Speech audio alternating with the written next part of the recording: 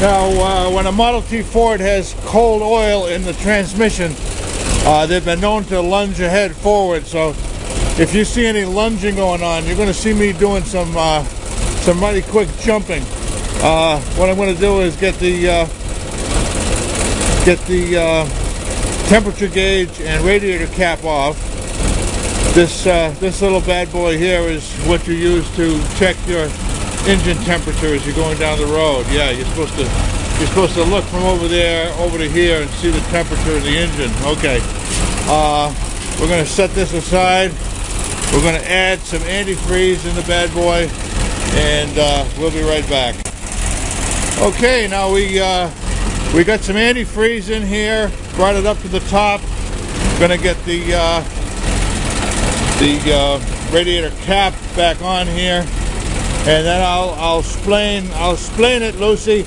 I'll explain a little bit about the cooling system on the Model T. Let me get some of this antifreeze off the paint first. And now you might say, well, just run it for a while and the pump will circulate it and get it into all parts of the block. Well, there's no water pump on a Model T. LIZZY did have one that was optional, but it always leaked, so I took it off. Now what happens with this beautiful little 22.5 horsepower flathead 4 is, you'll see there is a radiator hose going up to the top of the radiator. It is called a siphon effect, or gravity feed. As the block starts to get hot, the coolant gets hot, hot water goes up, hot water comes into the top of the radiator. As it's cooled by the radiator and the fan, it drops down and it is siphoned out of the bottom, comes back into the block, gets hot, goes to the top, gets cooled, goes down. We could be here as long as the car is running, but I don't think you'd want to do that. Now, an interesting part of the Model T is that the carburetor is right here. The fuel line comes in from the gas tank. It's located up underneath the seat. It's a gravity feed. There's no fuel pump. Also, if you were to start the car using the crank, right out here, you've got a throttle control. If you control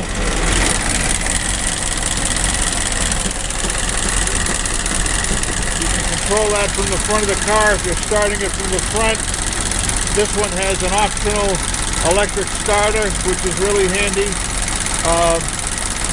There's no fuel pump, and there's also no oil pump.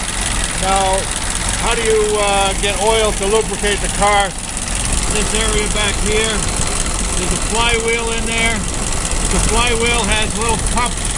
The cups go around, they go down into the bottom of the transmission, they pick up oil. It's the same motor oil for the engine and the transmission. Number 20 motor oil. A little thimble picks up a thimble full of oil, throws it into a funnel at the top. It goes by tube down to the front and down into the front main bearing, where it makes its way back along the bottom of the engine, getting picked up by the crank, splashing and lubricating the crank, and getting back to the sump, which is at the bottom of the transmission, and we'll do a picture of that.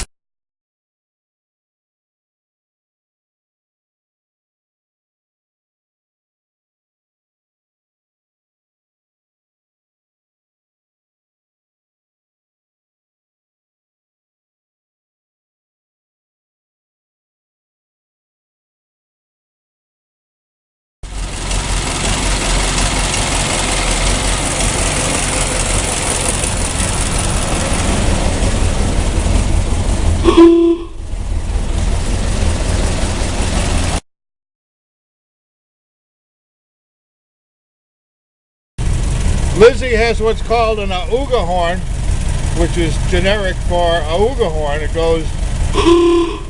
Now, I didn't know it, but when I had somebody work on the car, I asked them to put in a new horn bracket, and we were doing something with the fuel pump, with the water pump, removing the water pump, and we had to fabricate this bracket for the pump.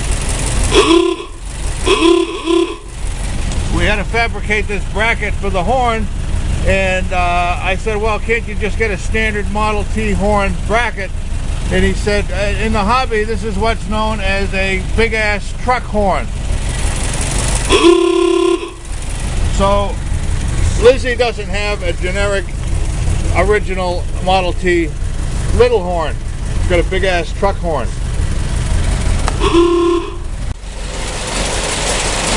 So I think we've run it long enough. I think we've circulated it enough. Whatever I put in there is heated up. She's leaking a little bit. So we're gonna shut her down, and hopefully we'll get a ride before next spring.